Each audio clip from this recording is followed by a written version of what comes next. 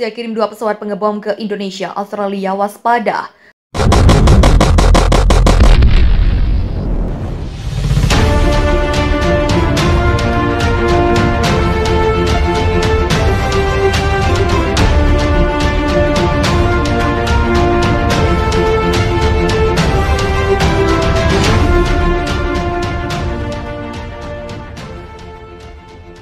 Australia meningkatkan kewaspadaan setelah Rusia mengirim 2 pesawat pengebom untuk berlatih di perairan bebas Indonesia.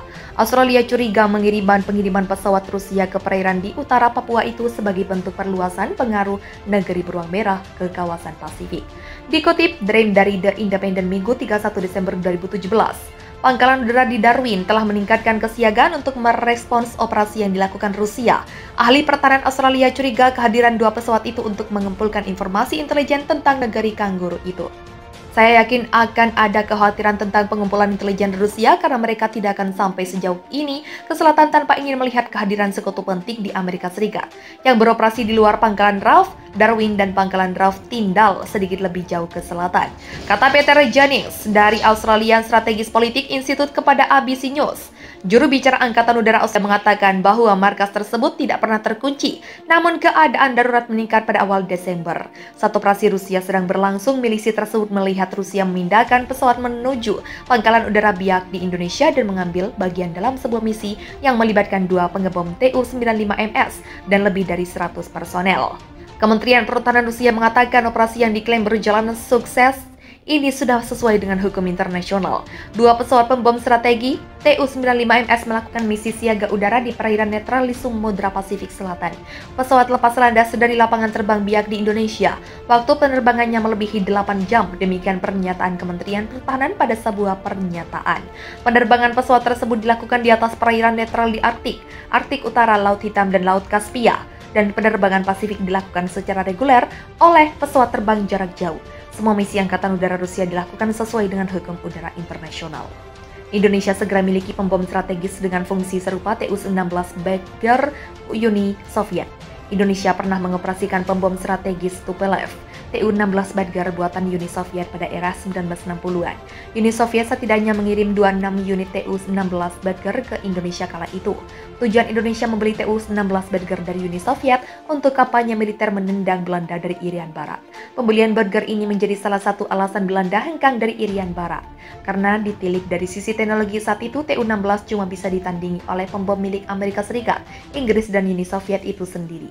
Belanda tak punya senjata serupa sehingga bingung mau menangkis dengan apa serangan pembom strategis Indonesia.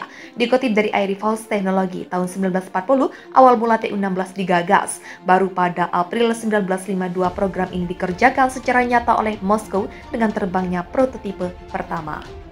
Tak perlu menunggu waktu lama, Soviet mengizinkan produksi massal Tu-16 pada Desember 1952 yang dilakukan pabrik pesawat Voronezh. Nampak tergesa bagi Soviet lantaran AS sudah memiliki ratusan unit B-29 Super Fortress hingga pembuatan B-52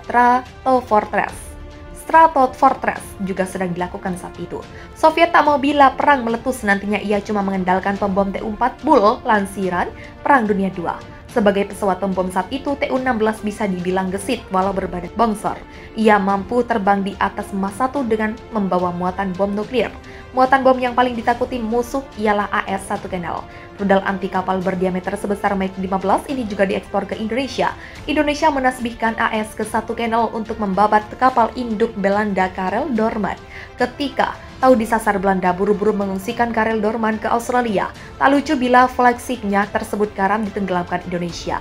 Tu-16 Indonesia juga acap kali melakukan pesiwar berbahaya ke negara lain. Pernah satu waktu, Tu-16 Indonesia terbang Black Flag di atas langit Australia.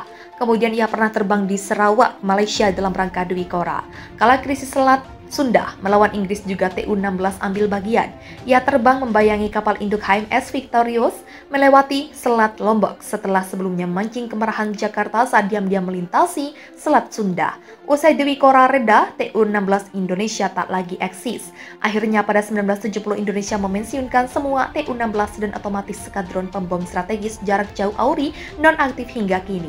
Tapi kini Indonesia nampaknya akan menghidupkan kembali kemampuan pembom strategis layaknya saat punya Tu-16. Dikutip dari kanal YouTube Airman TV Display Now, pada 30 Maret 2022, TNI AU akan menggantikan peran Tu-16 Badger dengan F-16 Ingli 2. Walau F-15 Ingli 2 ialah heavy fighter, nyatanya ia bisa memangku peran pesawat pembom strategis Tu-16 Badger Auri di masa lalu. Jika nantinya TNI Angkatan Udara memiliki pesawat F-15 IDN, sebenarnya hal itu menghidupkan kembali nostalgia strategis bombing yang marak diaplikasikan di era Perang Dingin, ujar Pangkop SAU 3 Marsikal Muda Samsul Rizal. Bahkan pada tahun 1960-an kita pernah memiliki pesawat pembom strategis Tu-16. Tu-16 ternyata memiliki ukuran yang mirip dengan F-15 IDN, bahkan F-15 IDN lebih berat 10.000 pon dari Tu-16, yang bahkan mampu membawa beban 4.300 pon lebih berat dibandingkan Tu-16. Maka ukuran multi-role combat aircraft terkini maka sama dengan ukuran pesawat pembom strategis Tu-16. Hal ini bisa terjadi karena kemajuan teknologi sehingga pesawat F-15 IDN yang super besar bisa terbang dengan kecepatan 2,5 Mach, sedangkan Tu-16 subsonik dan kemampuan manuver udara terbatas, ujarnya. Jika dilihat dari spesifikasi, memang F-15 Ingli 2 malah mengungguli kemampuan Tu-16 Badger. Dari pilot, anti-ship missiles range hingga speed Tu-16 kalah telak dari F-15 Ingli 2. Tu-16 cuma menang di radius jelajah saja yang terpaut 2.100 km. Indonesia akan punya lagi pembom strategis dalam diri F-15 Ingli 2 meneruskan terah bomber dari Tu-16 Badger. China dan Australia kalah, Indonesia lebih dulu punya pembom tempur mutakhir Tu-16 Badger di tahun 1960-an. Indonesia pernah memiliki pembom tempur mutakhir di tahun 1960-an saat banyak negara belum memilikinya. Bahkan bisa dikatakan Indonesia setara dengan negara besar kala itu. Hal ini dikarenakan pada saat itu hanya Amerika yang memiliki pembom semacam B-58 Hustler, Inggris 5 bombernya Vulcan, Victor, serta Valiant, dan Rusia saja yang jadi operator pembom tempur.